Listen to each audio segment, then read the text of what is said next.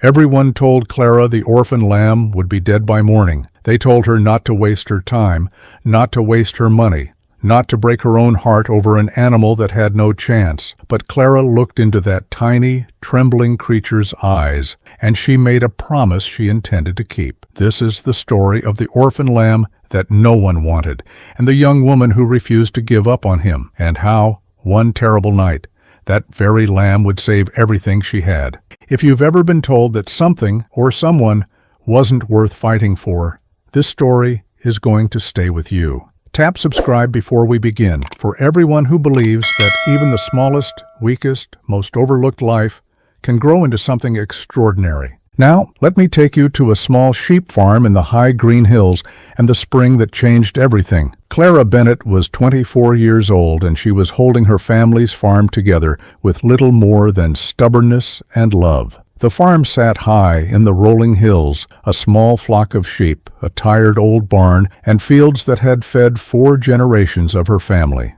Her father had passed 2 winters before, and her mother's health had grown too frail for the heavy work. So it all fell to Clara, the lambing, the shearing, the fences, the long cold nights. It was not an easy life, and it was not a rich one. Every season was a gamble, a bad lambing, a hard winter, a sick flock. Any of it could end the farm for good. The neighbors watched her struggle the way farmers always do, with quiet sympathy and the unspoken belief that a young woman alone could not keep such a place running for long. But Clara loved that farm with everything she had, and more than the land, more than the work, she loved the animals. It happened during lambing season on a cold and rainy spring night. Clara had been awake for nearly 2 days straight, moving from ewe to ewe, helping the new lambs into the world.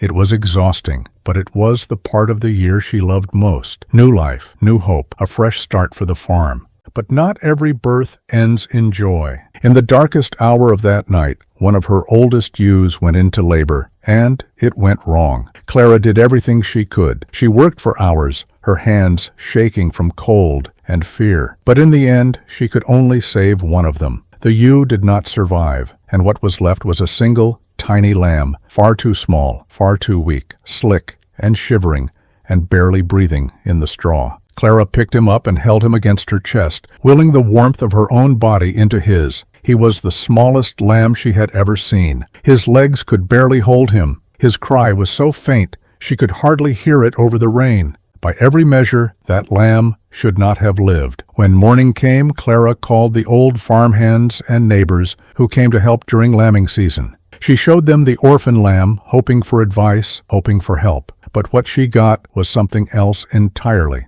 "That one's not going to make it," said old Tom, shaking his head. "He's too small, too weak. You can see it just by looking at him." "Best thing you can do is let nature take its course," said another.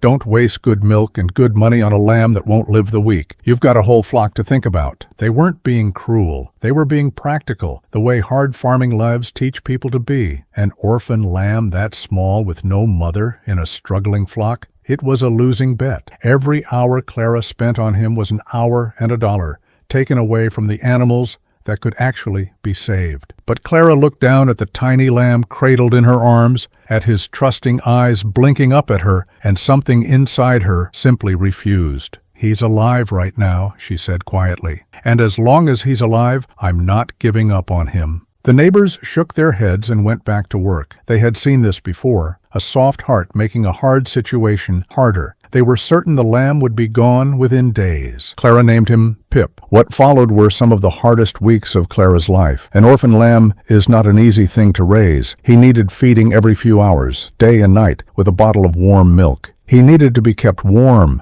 kept clean, kept close. On top of all the other endless work of the farm, Clara now had a fragile life that depended on her completely. She kept Pip in a box by the kitchen stove those first nights, waking every 2 hours to feed him. She wrapped him in old blankets. She talked to him in the dark, telling him to hold on, telling him he was stronger than he looked. There were nights she fell asleep on the kitchen floor beside his box, too tired to climb the stairs. And slowly, so slowly she almost didn't dare believe it, Pip began to grow stronger. His faint cry grew into a healthy bleat. His wobbly legs grew steady. He learned to follow Clara everywhere she went, trotting at her heels across the yard, into the barn, out to the fields. He thought she was his mother, and in every way that mattered, she was. The neighbors couldn't quite believe it. The lamb they had written off was not only alive, he was thriving. But they still shook their heads. He'll always be small, they said. A runt is a runt. He'll never be worth much as a proper sheep. And it was true that Pip was different. He was smaller than the other lambs his age, but there was something else about him, too, something the others didn't have. He was clever. He was watchful. He had a calm, steady way about him, as if he understood more than a sheep should. And he was utterly devoted to Clara. As the seasons turned, Pip grew into a sheep, a small one, just as they'd predicted, but a strong and healthy one, and he never lost his bond with Clara or his strange, watchful nature. While the other sheep grazed mindlessly, Pip always seemed to be paying attention to the weather, to the hills, to the edges of the field where the shadows gathered. Clara noticed it, even if no one else did. When a storm was coming, Pip knew before the clouds even gathered. When a stranger came up the lane, Pip was the first to lift his head. He had a sense about him, an awareness that set him apart from the rest of the flock. The other sheep, oddly, seemed to follow his lead. Where Pip went, they went. When Pip was calm, they were calm. When Pip was uneasy, the whole flock grew restless. Without anyone planning it, the orphan lamb that should have died had become something like a leader of the flock. But the real test of everything Clara had done was still to come. It came in the autumn on a cold and moonless night. For weeks there had been talk in the Valley of Wolves, a pack that had come down from the mountains as the weather turned, hungry and bold. Several farms had already lost sheep. The attacks came at night, swift and brutal, and there was little a farmer could do once the wolves were among the flock. By the time you heard the panic, it was already too late. Clara did what she could. She reinforced the fences. She kept the flock close to the barn. But she was one young woman with a wide-open farm, and she could not watch every corner of every field every hour of the night. That night, Clara was asleep in the farmhouse, exhausted, as always. The flock was settled in the field nearest the barn, and in the darkness, at the edge of the trees, the wolves came. They moved like shadows, silent and patient, slipping under the fence line at the far end of the field. The sheep were asleep, defenseless, completely unaware of the danger creeping toward them. In a few more moments, it would have been a massacre. The entire flock, Clara's whole livelihood, gone in a single night. But one sheep was not asleep. Pip had felt it. That wrongness in the air he always seemed to sense before anyone else. He was on his feet, ears forward, staring into the dark toward the trees. And when the first wolf broke from the shadows, Pip did something no ordinary sheep would ever do. He didn't run.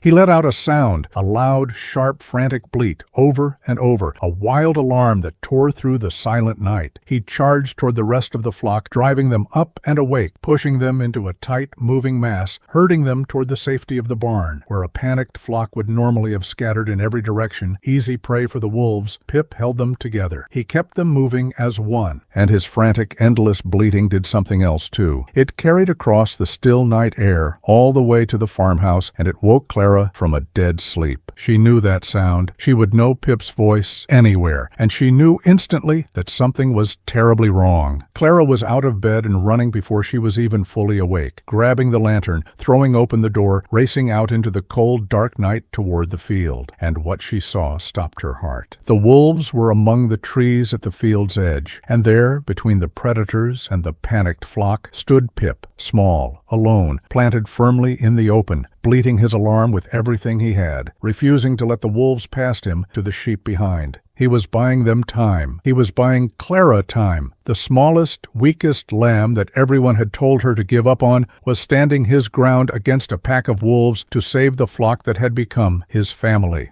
Clara didn't hesitate. She ran into the field, swinging the lantern, shouting at the top of her lungs, making herself as loud and as frightening as she could. The sudden light and noise and the charging human was too much for the wary wolves. They were hunters, not fools, and an angry, shouting farmer with fire in her hand was not worth the risk. The pack broke and melted back into the trees, vanishing into the dark hills the way they had come. When it was over, Clara fell to her knees in the wet grass and pulled Pip into her arms. He was trembling. exhausted, but unharmed. Behind them, the entire flock was safe, every single sheep huddled together by the barn, alive. Not one had been lost. She held the small sheep against her chest, the same way she had held him as a dying newborn lamb on that cold spring night, and she wept, out of fear, out of relief, and out of a love so deep she could hardly contain it. "You saved them," she whispered into his wool. "You saved all of them. You saved everything." The orphan lamb that should have died had grown into the protector of the entire flock. Word of what happened spread quickly through the valley. The same neighbors who had told Clara to give up on the runt lamb came to see for themselves. They stood at her fence and looked at the small sheep who had held off a wolf pack, and they didn't quite know what to say. Old Tom was the first to speak. He took off his cap and looked at Clara, then at Pip for a long, quiet moment. "I told you that lamb wouldn't make it," he said at last. "I was wrong. About him and about you." Clara just smiled, her hand resting on Pip's head. "He just needed someone to believe he was worth saving," she said. "That's all any of them ever need." After that night, the wolves never took the flock. Pip stayed on watch as he always had, the small, devoted guardian of the hills. The farm came through that hard year stronger than it had been in a long time.